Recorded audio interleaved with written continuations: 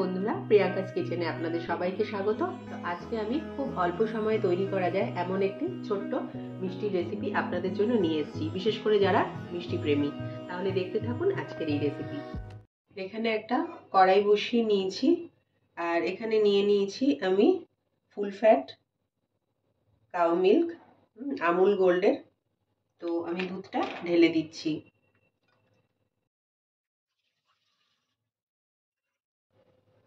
দুধটা আমার ফুটে উঠেছে। আমি একটা স্প্যাচুলার সাহায্যে দুধটাকে কিছুক্ষণ ছাড়া ছাড়া নাড়িয়ে দিচ্ছি। ওই 1 মিনিট ছাড়া ছাড়া একটু নাড়িয়ে দিতে হবে, না হলে তলায় লেগে যাবে। আর দুধটা ফুটে উঠেছে, এবারে আমি দিয়ে দিচ্ছি এরকম হাফ নারকেল কোড়া। আমি গ্রেট করে নিয়েছি, আর আমি নারকেলের যে কালো ভাবটা ওটা কিন্তু ছাড়িয়ে নিয়েছি। আপনারা শুদ্ধও দিতে পারেন, ছাড়িয়েও নিতে পারেন। আমি দেখাচ্ছি কিভাবে ছাড়িয়েছি।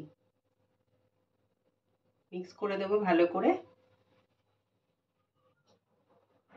এই দেখুন, নারকেলের যে এইটা আছে না, এটা আমি মানে আলুর যে ইয়ে দিয়ে ছাড়িয়ে নিয়েছি। আলু যেটা দিয়ে ছাড়াই আমিও ছাড়িয়ে নিয়েছি। এটা শুদ্ধও দিতে পারেন বা ছাড়িয়েও নিতে পারেন।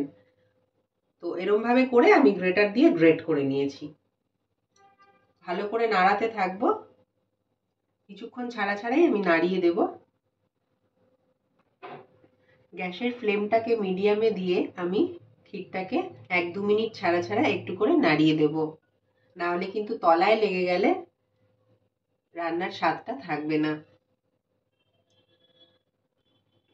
যতক্ষণ না ঘন হবে আমি ক্ষীরটাকে এরকম 1-2 মিনিট পর পর নেড়ে দিয়ে ঘন করতে থাকবো, আর আঁচটাকে মিডিয়ামেই রেখে দেব। অনেকটা ঘন হয়ে এসছে বন্ধুরা।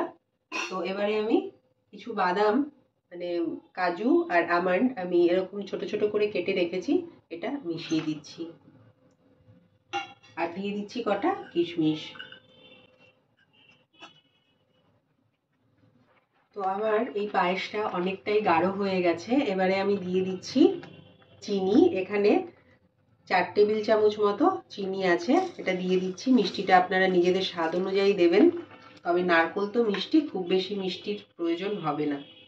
আর বলে রাখি বন্ধুরা, আমি ফুল ফ্যাট মানে দুধ দিয়েছি। আপনারা চাইলে কিন্তু যদি টোন দুধ দেন তাহলে কিন্তু একটু মিল্ক পাউডার মিশিয়ে দেবেন, তাহলে মানে দুধটা পায়েসটা গাঢ় হবে। আর আমি দিয়ে দিলাম এলাচের গুঁড়ো। এলাচটা ড্রাই রোস্ট করে আমি গুঁড়ো করে রেখেছিলাম, সেটা মিশিয়ে দিলাম। তো বাড়িতে খুব সহজেই যদি মিষ্টি খেতে ইচ্ছা করে, যারা বিশেষ করে মিষ্টি প্রেমী, তারা কিন্তু অবশ্যই এই মিষ্টিটা ট্রাই করে দেখতে পারেন। খুব কম সময় আর খুব মানে ভালোভাবে তৈরি হয়ে যাবে। তো আমার পায়েস একদম রেডি। আমি গ্যাসের ফ্লেমটাকে অফ করে দিচ্ছি, তারপর আমি পরিবেশন করছি। তৈরি হয়ে গেছে বন্ধুরা আমার আজকের নারকেলের ক্ষীর বা নারকেলের পায়েস। তো বাড়িতে যে কোনো পুজো হলেও আপনারা বানিয়ে দিতে পারবেন, ভগবানকে ভোগ হিসাবে নিবেদন করতে পারবেন, কিংবা বাড়িতে কোনো গেস্ট এলে বা এমনিও ঘরে আপনারা করে তৈরি করে বানিয়ে খেতে পারবেন। একটু বাদাম ছড়িয়ে দিলাম উপর থেকে।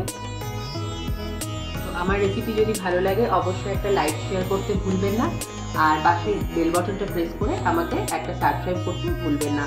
তাহলে আপনারা ভালো থাকুন, সুস্থ থাকুন। দেখা হচ্ছে নেক্সট ভিডিওতে। নমস্কার।